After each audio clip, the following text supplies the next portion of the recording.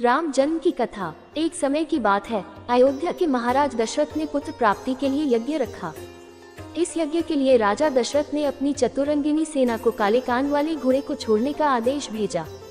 उनकी इच्छा थी कि इस महान यज्ञ में हर कोई शामिल हो, इसलिए राजा ने सभी ऋषि मुनियों व विद्वान पंडितों को आमंत्रण भेजा। निर्धारित दिन पर महाराज दशरथ अपने दोस्त गुरु वशिष्ठ, ऋग ऋषि व अन्य विद्वानों के साथ यज्ञ मंडप में पहुंचे। इसके बाद विधिवत रूप से यज्ञ की शुरुआत हुई। मंत्र उच्चारण और पाठ जैसे सभी विधि विधान के साथ कुछ घंटों में यज्ञ पूरा हुआ। राजा दशरथ ने फिर सभी ब्राह्मणों, विद्वानों व अतिथियों को उपहार में धन और गाय आदि देकर आदर पूर्वक विदा गया। उस यज्ञ में प्रसाद के रूप में खीर बनी थी। उस प्रसाद में पुत्र प्राप्ति का आशीर्वाद था, जिसे खाने के बाद तीनों रानियां गर्भवती हो गईं। कुछ समय बाद चैत्र माह में शुक्ल पक्ष की नवमी तिथि के दिन राजा दशरथ की पहली पत्नी यानी रानी कौशल्या ने एक बच्चे को जन्म दिया। उस बच्चे के चेहरे में इतनी रौनक थी कि हर कोई देखकर समझ जाता था कि वह आम बच्चा नहीं है। इसी तरह राजा की दूसरी रानी कैकेयी ने एक पुत्र और तीसरी रानी सुमित्रा ने 2 पुत्र को शुभ नक्षत्रों में जन्म दिया। राजा दशरथ का महल और नगर 4 पुत्रों के जन्म से खिलखिला उठा।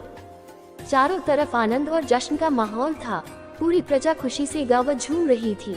इस खुशी को देखकर देवता भी फूलों की वर्षा करने लगे। इस जश्न में शामिल होने के लिए कई ब्राह्मण भी पहुंचे और राजा दशरथ के बेटों को आशीर्वाद दिया। खुशी से झूम रहे राजा दशरथ ने ब्राह्मणों को खूब दान दिया। फिर अपनी खुशी जाहिर करने के लिए उन्होंने प्रजा व दरबारियों में भी धन, रत्न और आभूषण बंटवाए। मय आने पर सबकी मौजूदगी में चारों बालकों का नामकरण भी किया गया।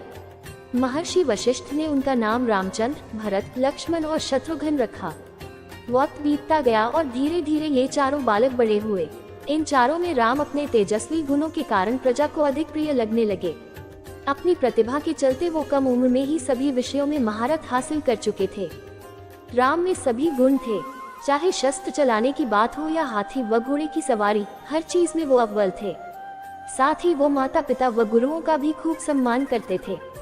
उनके गुणों के कारण बाकी के 3 भाई भरत, लक्ष्मण और शत्रुघ्न भी उनसे काफी कुछ सीखते थे। जब भी महाराज अपने चारों पुत्रों को एक साथ देखते उनका मन आनंद से भर उठता था। राम में मौजूद गुणों के कारण उन्हें श्री राम और भगवान राम तक कहा जाने लगा। आगे चलकर राम के जीवन पर 2 पवित्र ग्रंथ लिखे गए, रामचरितमानस और रामायण। वीडियो पसंद आया हो तो लाइक, सब्सक्राइब और शेयर करें। वीडियो देखने के लिए आपका बहुत बहुत धन्यवाद।